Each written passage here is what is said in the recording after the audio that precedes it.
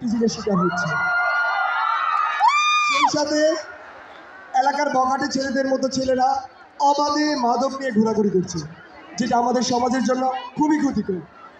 সাধারণত কেউ যদি অন্যায় করে আইনের সংজ্ঞা অনুযায়ী আমরা তাদেরকে অপরাধী বলে থাকি। অন্যায়কারীকে কেউ যদি পেছন থেকে সাহায্য করে আইনের চোখে আমরা তাদেরকেও অপরাধী বলে থাকি। তবে এর বাইরেও একদল অপরাধী আছে, সেটা হচ্ছে আমরা সাধারণ জনগণ ঘটনাস্থলে দর্শকের ভূমিকা পালন করি। আমরা হয়তো বা আইনের চোখে অপরাধী নই, কিন্তু বিবেকের চোখে আমরাও কিন্তু আমাদেরকেও কিন্তু ছেড়ে দিলে চলবে না। তাই আমাদের উচিত প্রত্যেকেরই যার যার জায়গা থেকে প্রত্যেকটা সামাজিক সমস্যার বিরুদ্ধে অবস্থান নেওয়া।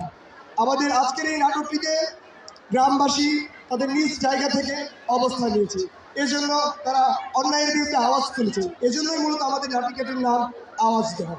তাই আমরাও আমাদের সামনে যদি কখনো এরকম কোনো অন্যায় আমরা করতে দেখি কাউকে, অবশ্যই তার প্রতিবাদ জানাবো।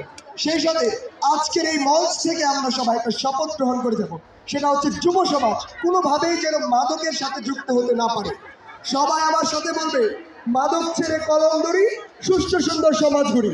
সবাই একসাথে, মাদক ছেড়ে কলম ধরি, সুস্থ সুন্দর সমাজ গড়ি।